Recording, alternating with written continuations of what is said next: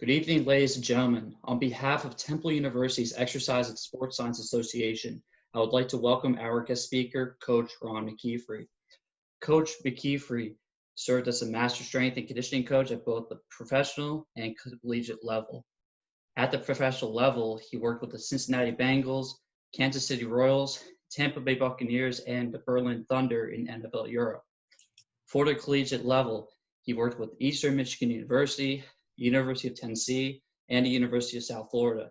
Throughout these experiences, he was recognized for his great work in the field and won Strength and Conditioning Coach twice in 2008 and 2016. When Coach McKeefery isn't coaching on the floor, he is nationally recognized as a top speaker. Along with speaking at national events and conferences, he has written 2 books, CEO Strength Coach and Weight Room Wisdom. Finally, he has just finished his podcast, Iron Game Chalk Talk, in which he hosted 300 different strength and conditioning professionals. Now he serves as an assistant athletics director for Fresno State University and resides in Fresno, California. Now, let us welcome Coach Ron McKeefery. Coach, the floor is yours. I appreciate it, and Maria, it's great to see you as well. And I think I said that correctly, I hope.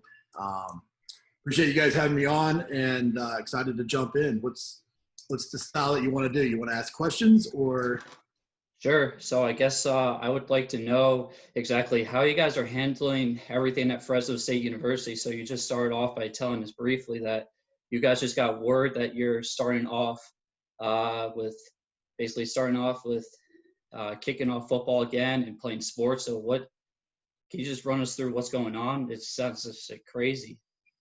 Yeah, it's obviously everybody's had to adapt to the COVID environment and all that brings. And just like I told our players on day one back in March 12th, when we let them go, adversity, there's always, challenges or opportunities are always disguised as adversity, right? Or challenges. And there's been a good opportunity here for us to develop our team in a different way. And as coaches, we need to challenge ourselves to not just be reliant on what the resources that we are given. I've been very fortunate to have a beautiful weight room and worked in some great places, but I've also been in, Harbin, China, and had just plates and, 200 Chinese Olympic, swimmers come through. And have nothing but plates to train them with, So I think it's important for you as a coach to look at everything as an opportunity to get better as a coach. And that's what we've been faced with. But we're up against it. I mean, we haven't had our players. We haven't seen our players on campus since March 12th. We are now found out yesterday. So this is the 24th of September. And we just found out yesterday that, we're coming back and playing October 24th, so we're trying to get everybody back and get our full allotment of camp and practices in, between now and then, and a lot of work to be done for sure. We haven't even seen our players, so we don't even know what we're getting back right now. Right. So I guess what is your strategy for the next month in order to prepare your players? Are you going to try to basically work on like high intensity and high work, basically going for skill, or what's your strategy going forward with all of your players on your roster?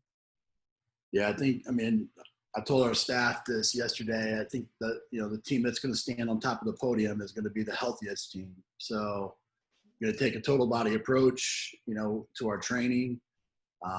We've used GPS data from last year to kind of evaluate what the demands are. And we've reverse engineered kind of a ramp up protocol to make sure that we're balancing out kind of football with fitness and conditioning. So that way that they're as fit as they possibly can be.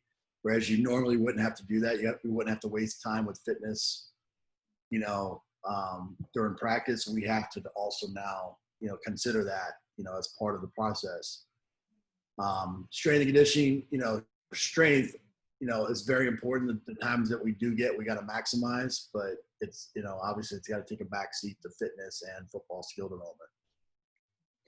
Yeah. So what are some of the ways in which you kind of worked with your players where you didn't have direct contact with them? So what are some of the rules and regulations that have kind of limited you guys from having any like ability to contact your players, and what have you guys been able to do for your players during this time, like prior to coming back to Fresno State? Yeah, I mean, everybody did all we did all the same things that everybody did. I mean, we obviously, we've had Train Heroic as an app, and we would deliver workouts to them. We delivered both body weight, workouts along with fitness and conditioning, along with strength training if they had the ability to get to a weight room or had one in their garage or whatnot. We called every player at least once a week. We texted every player at least once a week and spoke with them and made sure they had a plan of attack. We really put all in on, personal development with having outside speakers and really building, the motivation piece and and just having them grow as teammates and really reach out to each other and to the coaching staff and get to know them in a different way. So ultimately that's what we've done all the way up until this point. Really, we didn't do anything too incredibly outside the box. We just tried to stay the course and stress the importance of staying training. Yeah, I imagine that now you're just emphasizing like doing the basics extremely well and just really nailing down everything in the simplest terms so that you're not overwhelming your players with, new techniques and new movement patterns. Am I correct in that thinking? Yeah, I think the simpler you can make things, the better, obviously, in things like this. Hopefully we never experience a COVID environment again. I don't think anybody wants that. And this is not something that, it's been extended. So most of the things were, created simplistic out of necessity, just because they don't have a whole lot of equipment. We couldn't ship them, tons and tons of equipment. But what we try to do is we try to challenge them in different ways. So like, one of the tactical things that I think that we did that was really cool was we made them do something hard every day, something that was going to get them out of their comfort zone. So, actually today I haven't done mine other than to move an entire weight room. I guess today I can count that. But yesterday my hard thing was to lunge around the entire stadium, and that was brutal and sucked, and it was hard, and I didn't want to do it, but it was something to get me out of my comfort zone. So, all of our players have been doing something like that and posting it and kind of trying to one up each other. And I think that's kind of those are the things that you're fighting the most against, is guys getting complacent, guys getting too comfortable in their environment, and not wanting to hold themselves as accountable as what they would if they were around coaching. So we try to. Yeah, it's very interesting that you bring up the idea of like using social media to hold guys accountable. So I just have a question for you. Do you find value or not value in tagging people directly? Like, do you see it as like an opportunity for people to like take the challenge as accepted, or do you feel like it can be an opportunity where, players might perceive it as like a threat to their ego, because it might make them uncomfortable? Yeah, that? We did everything internally we have a couple of communication platforms that are just internal. So it wasn't really social media or these challenges that popped up. In fact, I mean, we did do one, like I just did I went out on a hike one day and I was at the top of a mountain and did, at that time we thought we were still playing 14 games. So I thought, I did 14 up downs, and it was a cool environment. I challenged the guys on social media. But I hate being a follower. Like, I want things to be different. I want to make sure that we're being the trendsetter, not something that, everybody's doing. So like all these different kind of ice bucket challenges and things like that, I want to be the guy that started the ice bucket challenge. I don't want to be the guy that did it 10,000th person to do it, so we did all that in. I think most guys were pretty, supportive of one another. I mean, they definitely tried to. There was competition there to try to one up each other. And if you did 15 pull-ups, I did 16 pull-ups, whatever. But it was fun. Yeah, I'm really glad that you guys are, taking those challenges, in a positive way, because I know in this pandemic, This has been especially tough to connect with people because we're just all virtual, and this kind of like leads me to my next set of questions about like finding opportunities to work in person or just like connect with individuals within the field. What advice would you give to younger strength coaches in order to, just get ahead during this time? That's a really good question, because I think, in the past, I would have told you to do what most people are doing now, right? Zoom or Skype somebody and try to find a creative way to kind of think outside the box. I think those things still work. I think,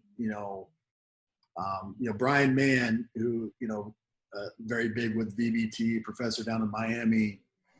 He's written a couple books. He's world speaker, the whole deal, really good coach.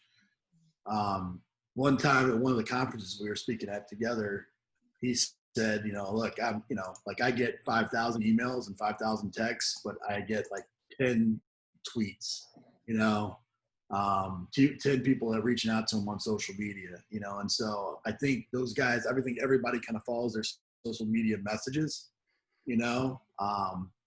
so I think getting creative and reaching out through social media platforms, I think is good. I think that's something tactical young coaches can do. What I really tell people now is I think that instead of really trying to, I think you should do all those things, but I think the focus right now to be a little bit different is to really tell your own story. I think anymore, it's really easy to go to social media platforms or go to things and try to search for people. And I think now when you get a resume on somebody, a lot of people, the next thing they'll do is they'll go enter that person's name into Google, and whatever comes up is telling your story. So, if you were a high school kid and you got some stupid picture of you drinking at a party or something, and, that's what comes up on one of these social media platforms because that's what the most popular post was for you. That's what people see. So I tell people to create their own website and essentially create kind of their own online resume with their name.com. So if you search ronmckeefery.com, I tell my story.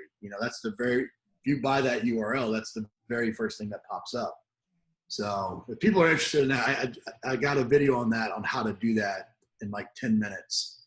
But I think on my YouTube channel, so you can go and find that. But it's a really easy thing to do. And I think it's a good thing to kind of learn to tell your own story and really kind of put all of your best foot forward. And that's something that you can direct people to after you create a little bit of relationship. Hey, if you want to learn more about me, check out my website where I might have 20 different videos of me coaching so you can see what kind of coach I am. Yeah, and I think that's like awesome what you're bringing up, like just being a well-rounded individual instead of just being the strength coach on the floor. So like when you're talking about these websites and stuff, what website companies would you recommend in order to get this whole thing started for somebody that's like young and looking to just, start themselves up? Yeah, in that video that I created, I showed you how to basically create a website off of Bluehost hosting and WordPress platform. WordPress is pretty much what every website's almost built on. And everything, like your website's your house, it's got to sit on some land. The land is hosting, so you got to have the house and you have to have the land. So hosting's where your website lives, and your website's the house, and you build that off of WordPress. But there's other things. There's Squarespace, there's Wix. I've used almost all of them. I think WordPress gives you the most flexibility as you go on. But I think Marie had a question. So I was wondering then, within an online resume or a paper resume, what are qualities or experiences or certifications that you look for or set candidates apart from other people in this industry? Yeah, I think with qualifications, so like credentials and qualifications is not the same as having experience, So most of those things are prerequisites. At this point in your career as a coach, the last job that I had available, I think I had over 700 resumes. So those are just words on paper, and everybody has their CSCS, and everybody's did an internship at a Division I school, and everybody's got a bachelor's degree in an exercise science related field. You know, a lot of people have master's degrees in exercise science related field. I think to move on from kind of intern to maybe a GA or an assistant, you have to minimum have a bachelor's. You have to have your CSCS. Those are the two requirements. From there, certifications, I have a video on this as well, but certifications kind of fall into three categories. You have accredited certifications, which is like your CSCS, your CSCCA. Those are ones that are nationally accredited that you have to do the job. You can't get hired without them. So those become number one. You know, one of those two, both of them being preferred. From there, then you have kind of philosophical certifications. So like I like Exos, or I like Mike Boyle, or I like Power Athlete, or somebody like that. I identify with that programming. Those you don't have to do the job, but that's just like you want to know more about that philosophy. You want to be able to kind of speak to that in an educated way. So those are good, and there's a ton of good ones. Exos is a great one. I mean, Pat Beath has a bunch with his organization. There's a ton of them.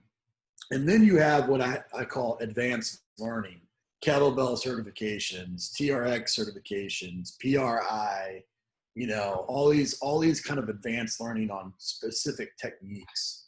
And those are just, those will help you when you're getting hired. If I'm looking for if everybody on my staff needs to know how to do FMS, then that's an advantage for you. If that's listed on your resume, but that's not by itself going to get you hired. You have to have the credentialed or the accredited certification. Good question. So like going off of what Myra was saying, what kind of like valuable experience are you basically like talking about with like what separates other candidates from other ones? So like what do you look for exactly with like candidates with like really good experience? Yeah, I mean, like I said, you got all the prerequisites. So at this point in my career, just being honest with you, I don't hire you unless you've had your master's degree and you've been a head strength coach somewhere. I mean, I've been in this field for a long time, and I want people that have sat in my chair so they understand everything that I have to do, so that they're that much better as an assistant. So I usually hire kind of lower level, head strength coaches to be assistants at the higher level, right? But I think early on, when I was just trying to build myself as somebody that a head strength coach would want to come work for, I looked for the intangibles. Like you're going to have all the prerequisites. So if that was the bachelor's degree in a CSCS, okay, great. Now, I looked personally for whether or not you had athletic experience or not, because I felt like you couldn't be a great strength coach. I think you could be a very good strength coach, but I don't think you could be a great strength coach if you never played the sport that you're working with, And so like, you don't understand what it's like to walk into a stadium and have 100,000 people hate your guts and have to perform if you've never been at that level, And so that I put a high priority on that.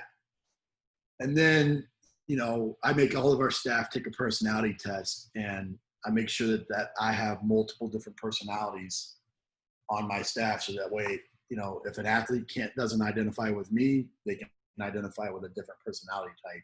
And so usually when I'm hiring based off, you have all the minimum qualifications, you have, a dynamic personality, typically, and you're a former athlete, and you're fitting the personality profile of what I'm looking for. So what kind of personality tests are you looking at? Are you kind of like looking at the one where you're talking about with Reach Your Potential training, with the lion, the otter, and all those other animals? Or are you talking about like Myers-Briggs, or are you talking about DISC? Which ones are you talking about? There's a bunch of them out there. I use the Gary Smiley, and exactly that, because they all have strengths and they all have weaknesses. And if you look up Gary Smiley and personality test, it's a very simple. It classifies you as a lion, otter, beaver, retriever.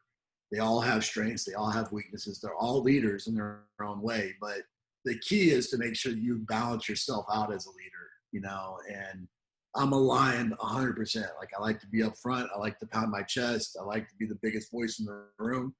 But when it comes to details, I'm the absolute worst person on the planet, and I've got to have a beaver on staff. I got to have somebody that's going to be there to be like, okay, you need to do, you're at step 50. What about steps 1 through 49?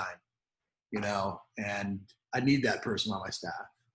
So that's why I'm not just looking for, if you have your CSES and whatever, if you don't fit that personality profile, I'm not going to hire you. Do you, this is just like a question I just thought of. Do you feel like an individual could be all 4 of those animals that you just listed? Everybody's got qualities from each of those categories, right? Just because I'm a lion, I didn't become a vice president of a company or an assistant athletic director or the head strength coach of major programs without having some detail-oriented tendencies, but you are dominant in one. And anybody that tells you otherwise, you're lying to yourself or you're lying to other people. You're dominant in one. And that's great. You need to know what that is because you need to maximize your strengths and then hire for your weaknesses. That's like awesome. I guess like where I want to take this conversation is now when people are like applying for internships, and obviously during this time right now, it's quite challenging to find opportunities like we've discussed before, but hopefully after this year, we can go back in person and we can find a way to cope with COVID-19. In terms of like new strength coaches that just want experience, what kind of advice would you give new interns, new strength coaches, or whomever wants to just get into the field and how they should approach that internship? Yeah, I think, obviously just a simple answer for what you're saying is to get there, be the first person to arrive, be the last person to leave, look for a way to leave your imprint on the program somehow, some way. So the ones that I remember, and I've had hundreds of interns at this point, are the ones that they created something that why they were here that we're still using, and so when I go to use it, I'm like, oh man, Paul Cipriano was the first person to show me how to use a car buffer as a vibration technique and device, or, vibration device, and brought that to us, so I'm looking for opportunities.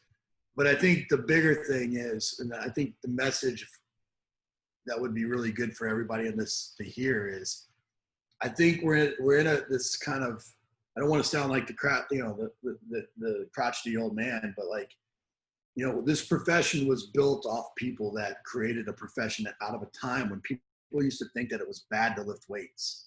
Like there were people that said, no, that would make you a worse athlete. And people were selling it like, you need to hire a strength coach, and yet now we have a bunch of people that are coming out of schools that are like, okay, I got my CSES, I've got my bachelor's degree, where's my job? There's tons and tons of opportunity to create your own jobs still. I give the example, I talked to a group not too long ago that was offshore oil rigs, and we were talking about potentially hiring strength coaches to put on oil rigs because of the demands of that job. They need a strength coach. They need somebody that can keep them fit, that can keep them healthy, that can teach them how to do a proper warm up and all those things. And, those oil men make hundreds of thousands of dollars. And so, why not, create a new opportunity? The only thing that we've done that's been similar to that has been, going and creating tactical strength and conditioning, and training police and SWAT and fire. That was kind of something that we created off of being a strength coach for athletes. But there's so many different ways that we can build and create jobs. I mean, not every high school has a strength coach. Not every college has a strength coach, but it's going to take somebody to go in there and show them the importance of that and start from the bottom and work their way up, so, and Frankenstein things, go in as a teacher, but then say, hey, I want to be the strength and conditioning coach also. All right. Well, you get in a teacher salary and then eventually you can show that worth and maybe just become a coach, so create your own opportunities. Don't wait for people to give them to you. So I guess like I wanted to ask you specifically about the last podcast episode that I just listened through. your podcast. And by the way, you did a phenomenal job with it, and I congratulate you with doing that podcast. I know it must be really hard to move on from it, but you're like quite busy, as I can imagine. So in this episode, you're talking with Boyd Epley, and I believe he mentioned the fact that this industry has they have like a specific limit of how many strength coaches they can have on staff. I believe it's 5. How do you think we can kind of like improve going forward with like convincing the higher ups with like, telling them that we need more strength and conditioning professionals in college? Yeah, I think, this is something that, I even talk to my players about, and you can kind of see it going on right now across the country and around the world. Is our young people are realizing how much power they actually have. These athletes are realizing how much power they actually have.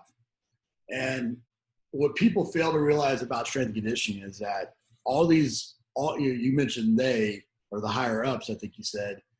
Well, the higher ups are like the NSCA, right? Or the CSCCA, or the athletic directors, or the people that hire strength coaches, right? So what we need to realize is those are member ran organizations, but what we've allowed the NSCA to do, for example, is we've allowed the academics and others to kind of take over that organization because strength coaches are too busy.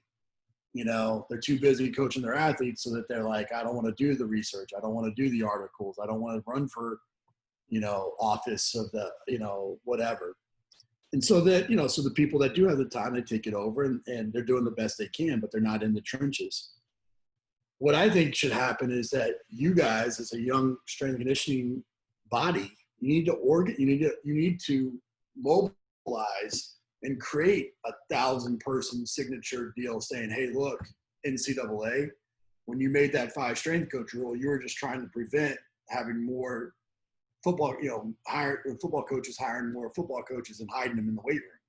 Well, how about we just make it that they have to have the CSCS certification, and if they have the CSCS certification, well then, that's at least a step in the right direction. So to be considered a strength coach, you have to have the NSCA CSCS. And then you can have as many as you want, as long as their main job is to be in the weight room. If you did something like that, and there was really a movement towards that, the NSCA would get behind that. The NCAA would get behind it because, you're looking out for the athletes. If we could put 10 strength coaches in the room instead of 5, that's better, right? The problem is that there's a bunch of people like me, and that's maybe not like me because I believe that you can't bitch unless you are willing to participate, right? So anything the NSCA has ever asked me to do, I say yes to. I've spoken at probably more national conferences than anybody. I'll always say yes. I'll write the articles. I'll do whatever I can, and if I can't, it's really because I can't.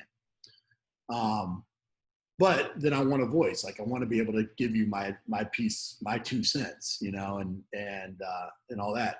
The problem is that I'm not nearly as motivated as maybe you are about finding my first job, And so that's where you guys got to mobilize and be like, hey, look, here's 1,500 people that are all looking for their first job that can't get at least even an internship because of the 5 strength coach rule. How you expect us to get into this field?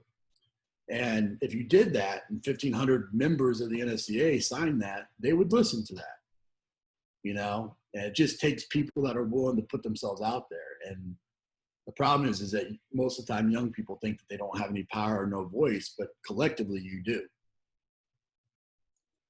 I love how you're like, just like inspiring, all of us to, kind of like invoke change and just go about doing this. How would you, kind of like advise us about going about making change? Because like we've seen lately that, we've like seen like protests across the country. We've seen all these people coming together. Would you use social media? What would your first step be with, invoking change with the NSCA and these organizations? Yeah, honestly, it just takes a person that's willing, or a collective of people that are willing to go out and try to continually grow that body of people. You know, there's a great video. I can't remember who showed it to me first, but I wish I could give them credit.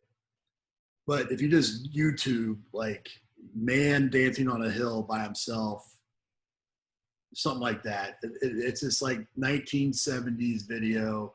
It's this hippie that's dancing on a hill, and he looks like he looks all crazy, and he's, it's weird. But then all of a sudden, there's a bunch of people picnicking and watching some music, festival or something. And all of a sudden, one by one, and one person would come up and start dancing with them. And then another person would come up and start dancing with them. And another person would come up. And by the end of the video, like, the whole hill is dancing. And it really started with just this one radical guy.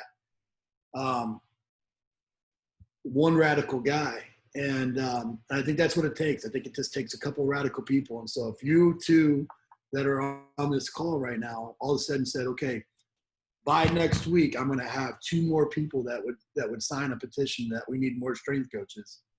Well, now you're at 4, then you're at 8, and then you're at 16, and then you're at 32, and on and on and on.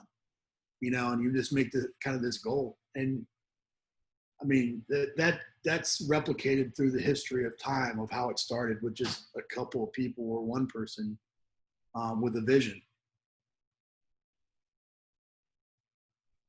And quite frankly, that's also how you become one of the top strength coaches in the country, or in the world, is because you're helping organize or lead or vision cast for a group of people that are your peers. So like, in order to like kind of like make that change, would you recommend just like going out there and saying like what you want, or would you just like try to find a group of people and surround yourself with the average of 5 being really great? Yeah, I mean, I think honestly, a blueprint honestly would be exactly what I just said. I would start off with you 2 meeting and saying, okay, what's the number one pressing thing for young strength coaches? Probably that we need to abandon the 5 strength coach rule. Okay, cool. That's our mission. So can both of you get another person to this meeting next week? Okay, then you meet and you're like, okay, this is what we're thinking. We think this is the most pressing thing. What do you think? And they're like, oh, what about equal pay, or what about female strength coaches and their opportunities in the field, or whatever. And then maybe you start kind of going back and forth until you come up with 2 or 3 things that you think that you want to kind of advocate for, and once you're getting to a point where those 2 or 3 things are what everybody's saying, now it's just about building momentum kind of behind it, and you reach out and you bring people like me and others in and say, hey, this is what we're doing. What do you think about it? Can you help us in any way? And when you've got, like, if I'm not, this call, I changed the time. So that's why it is what it is right now. So that's my fault. But like, there's 2 people on here. If there was 100 people on here, then I would be a little bit more buttoned up, and I'd be a little bit more polished, and I would be, like, there's strength in numbers, and if you guys keep building that gradually and kind of organizing what that platform is, you can take it in any direction, Yeah, absolutely. This is quite amazing. Myra, do you have anything else? I'm not sure how much time you have left, but I was curious, looking at the current NFL season and how many injuries there have been. Are you nervous to start in late October? Absolutely. Yeah, it's a violent game, and it takes all year to kind of prepare for it. People don't have an appreciation for, really, that never played the game, or decision makers that maybe are a couple of degrees removed. They don't really understand, what it goes into it. And we're going to do the best job we can. I think you try to, the advantage that we have by starting later is that we're kind of learning from some of the mistakes that, some of the other organizations have done. So, all those, I love Nike products, but every one of those ACLs and every one of those Achilles has been done in Nike cleats. So that's something that goes into my head. Maybe that Nike cleat isn't the right cleat to wear if we had that opportunity. So you start looking at those kind of trends and you start to figure out how you can reverse engineer to prevent them. But the reality is it's a violent game and we're underprepared. And so we're going to have to do a great job to get through this unscathed.